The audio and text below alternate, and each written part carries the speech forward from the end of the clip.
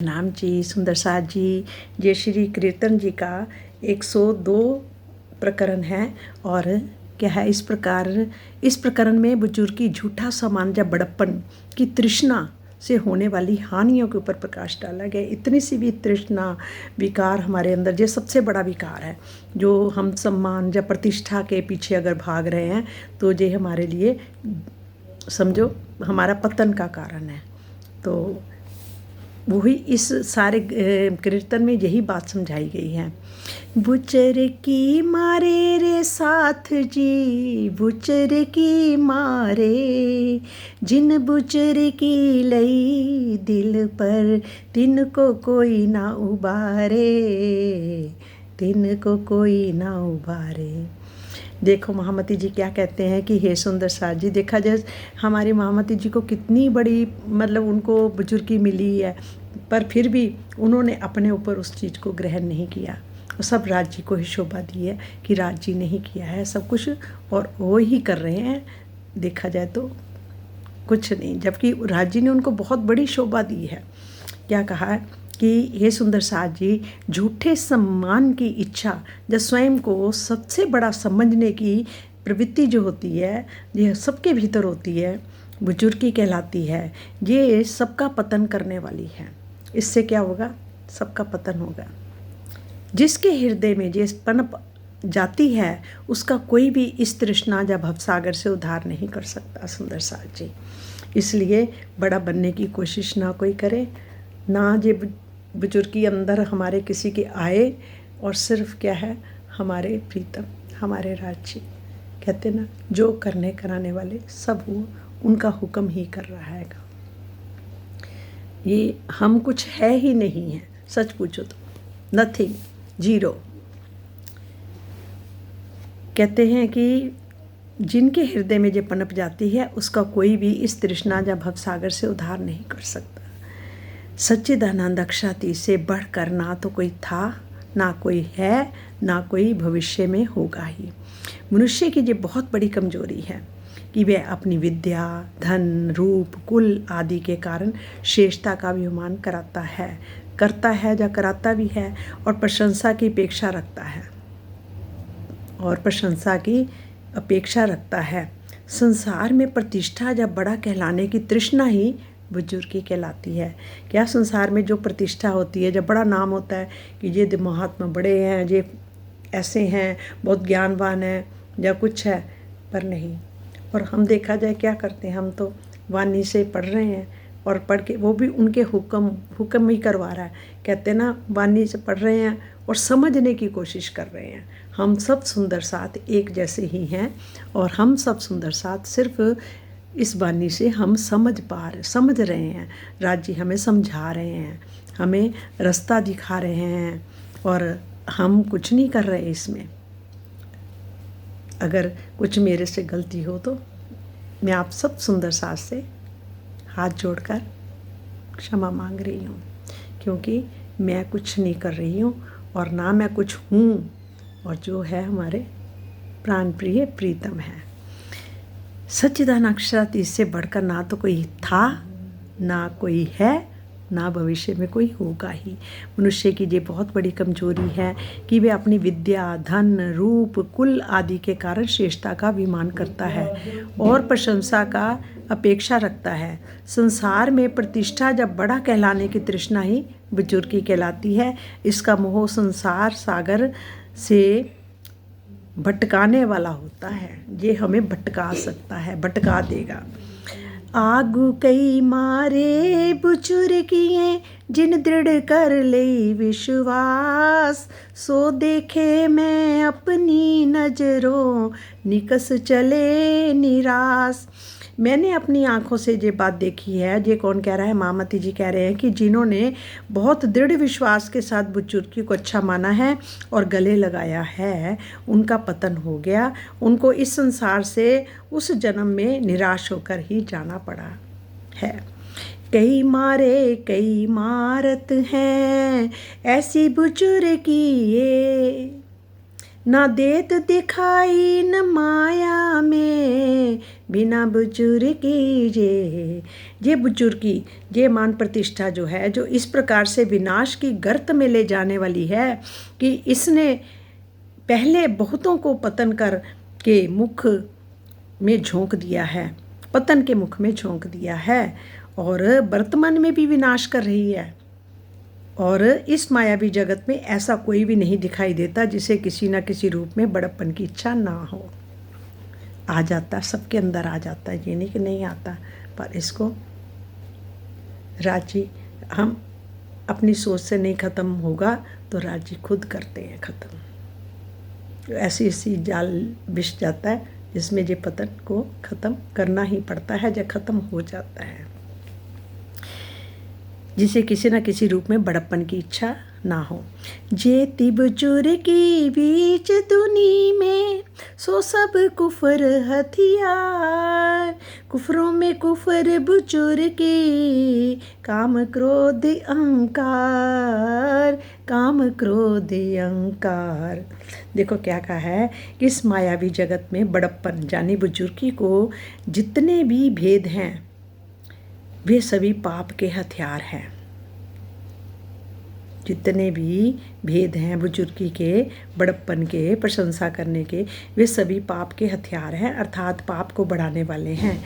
यद्यपि काम, क्रोध और अहंकार पाप की जड़ है, फिर भी बड़प्पन की भावना सबसे बड़ा पाप है। सबसे ज़्यादा जो बड़प्पन की भावना भी अगर आती है तो वो भी क्या है, पाप।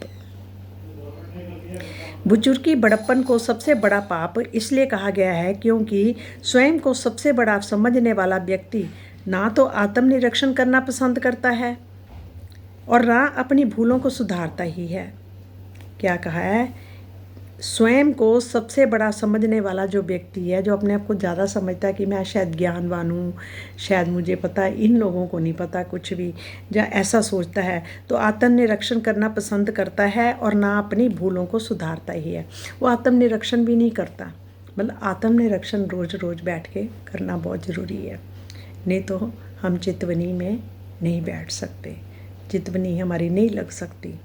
जब थोड़ी सी भी हमारी बुजुर्गी हमारे साथ अगर लगी रहेगी तो। बड़ा से बड़ा कामी, क्रोधी या अहंकारी व्यक्ति आत्मनिरीक्षण के द्वारा अपने में सुधार लाता है। कह रहे बड़ा सा बड़ा भी जो है ना, वो कामी, क्रोधी या अहंकारी व्यक्ति भी होगा, वो भी आत्मनिरीक्षण के द्वारा अपने में सुधार लाता है। किंतु बड़प्पन की भावना से ग्रसित व्यक्ति अपनी भूलों को सुधारना सो दूर की बात है, उसे स्वीकार करना भी पसंद नहीं करता। यही कारण है कि बुजुर्गी का सबसे बड़ा पाप माना गया है प्रशंसा करानी। जब कोई हमारी प्रशंसा करता है तो अगर कर रहा है ठीक है, पर अंदर से सोचे हमारे प्रीतम कि आपकी प्रशंसा हो रही है, हमारी नहीं हो रही, हम तो किसी लायक ही नहीं है, जो हो रही प्रशंसा आपकी हो रही है, क्योंकि आप हो, आप हैं इसलिए, वरना कोई हमें तो पूछता भी ना इस संसार में।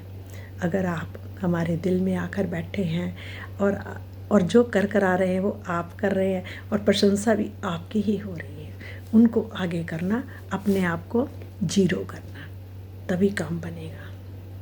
सुंदर साथ जी, इन माया में कोई बुजुर्गी, छूट खुदा जो लेवे, सो तहकीक आपे अपना, पाया फल सो भी खोवे, पाया फल सो भी खोवे।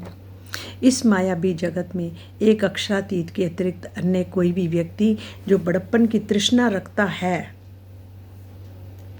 सुंदर साथ जी ध्यान से सुनिए, इस मायावी जी हम सब सुंदर साथ के लिए बात है, खाली आप लोगों के लिए नहीं, हम सब, क्योंकि हम सब इसी में ही फंसे हुए हैं। और हम सब के लिए ये बात आ रही है कि इस मायावी जगत में एक अक्षरातीत के अतिरिक्त, एक परमात्मा के अतिरिक्त अन्य कोई भी व्यक्ति जो बड़प्पन की तृष्णा रखता है, निश्चित रूप से वह अपनी आध्यात्मिक उपलब्धियों को गवा देता है। मात्र अक्षरातीत ही पूर्ण स्वरूप है। मानव सर्वांगीण पूर्णता की उस मंजिल तक कदापि नहीं पहुंच सकता है। बड़प्पन के रोग का शिकार व्यक्ति ज्ञान, प्रेम, सेवा आदि के क्षेत्र में उचित पुरुषार्थ नहीं कर पाता। किसमें? ज्ञान में भी और प्रेम, सेवा आदि के क्षेत्र में भी उचित पुरुषार्थ नहीं कर पाता, क्योंकि अपने से अधिक वह किसी को मानता ही नहीं है। ऐसी स्थिति में वह अपनी बौद्धिक और आध्यात्मिक उपलब्धियों को भी खो बैठता है। जो जिसकी ज़्यादा प्रशंसा हो रही होती है, देखो अगर किसी की प्रशंसा होगी तो वो होगी, उस शरीर की होगी, पर शरीर का नाम जो होगा उसका होगा ही होगी प्रशंसा, पर अंदर से वो अपनी मैं को ख़त्म करके हमारे अपने प्रीतम अक्षरातीत की मैं को लाना पड़ेगा, तब सब काम बनेंगे। कि आप हो, आपकी प्रशंसा हो रही है, मतलब सब लोग आपको कह रहे हैं, हम तो है ही नहीं, हम तो कहाँ बैठे हैं, हम तो पर आत्म है, हम तो बैठे हैं परम धाम में, मूल मिलावे में बैठे हैं, हम तो सिर्फ देख रहे हैं। जबकि वो परात्म का स्वरूप ही राज जी ने ही धारण किए हुए हैं। और है कौन है? सिर्फ अक्षरातीत, हमारे प्रीतम प्राण प्यारे प्राणनाथ सच्चिदानंद, आनंद के सागर, प्रेम के सागर, इश्क के सागर, पूरे ब्रह्मांडों के मालिक अक्षरातीत जी। उसके सिवाय अन्य और कोई नहीं व्यक्ति जो बड़प्पन की तृष्णा रख सकता है, और अगर रखेगा तो उसका पतन अवश्य है। मात्र अक्षरातीत ही पूर्ण स्वरूप हैं। बड़प्पन के रोग का शिकार व्यक्ति ज्ञान, प्रेम, सेवा आदि के क्षेत्र में भी उचित पुरुषार्थ नहीं कर पाता, क्योंकि अपने से अधिक वह किसी को भी मानता ही नहीं। अच्छा, जो ये सेवा भाव कर रहे होते हैं, जो भी सबसे मतलब जो ज्ञान दे रहे हैं वो भी कर रहे हैं, अगर वो उनके अंदर अपनी मैं आ जाती है तो वहीं उनको वो सबको खटकना शुरू हो जाएगा। सबके अंदर वो चीज़ आएगी कि देखना इनको तो बड़ा घमंड है, ये तो अपने आप को बहुत समझते हैं। ऐसे हैं, दुनिया भर में लोग हैं। जब बड़े बड़े संत महात्मा को अगर हम थोड़ा सा बात भी करने लगेंगे ना, तो उनकी अहम बीच में आ जाता है। वो कहते हैं पता नहीं कहाँ से ये ज्ञान लाए हैं, ये झूठ का ज्ञान है, ये फलाना है, कई बातें बोल देते। कई लोग तो इतने बदतमीजी से बोल देते हैं, तो लगता है कि इनका अहंकार, क्यों? उनको ये लगता है कि हम तो इतने बड़े बड़े कथावाचक हैं, हम तो कथा करते हैं, तो ये मामूली सा मनुष्य में हमारे सामने आके बात कर रहा है ज्ञान की, इसको क्या पता है, मूर्ख है। इस तरह से जो हमारे समाज में भी ये चीज़ें हैं, ऐसी बात नहीं, इसमें भी हैं। वो भी यही करते हैं कि जैसे कि ये तो आ जाए, ये इसको क्या पता, मतलब कोई कुछ कहेगा, कोई कुछ, मतलब अपने से ऐसा लगेगा कि जैसे कि बिल्कुल हाँ नीचा दिखाने की कोशिश करेंगे, समझते ही नहीं कुछ। पर पर राजी तो समझते हैं ना, राजी को तो सब पता है ना कि मैं वो काम करवा रहा हूँ, वो तुम नहीं कर रहे हो, हमारी हस्ती नहीं है कुछ करने की, ये काम कराने वाले हमारे प्रीतम हैं।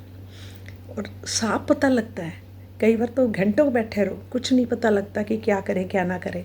ये काम भी राज जी के द्वारा ही हो रहा है, राज जी ही करवा रहे हैं। और सच पूछो ना, हमें तो ज्ञान की उड़ा ईड़ी भी नहीं आती, जीरो है हम, बिल्कुल जीरो। ये सब राज जी हैं तो हो रहा है, वरना कुछ नहीं। श्री महामती जी को जो शोभा मिली है, राज जी ने दी है, और वही इस चीज़ के सबसे लायक है।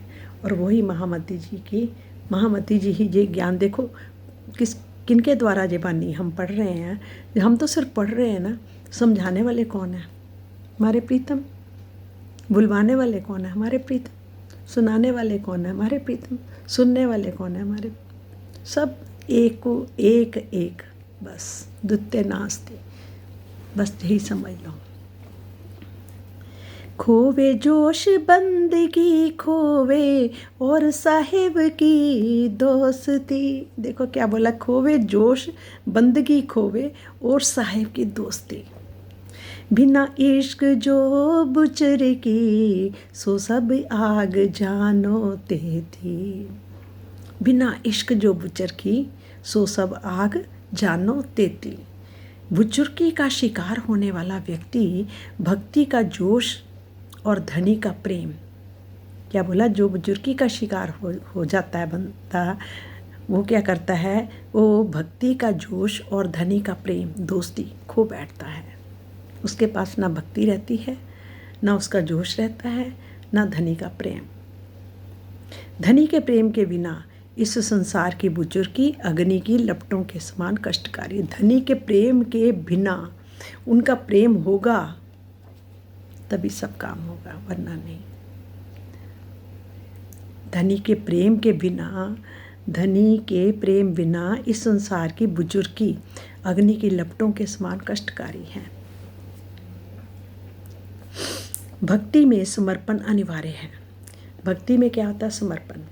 समर्पण कैसे हम समझें, हे राज जी, देखा जाए तो हम खाली हाथ आए, खाली हाथ जाना है, ठीक है।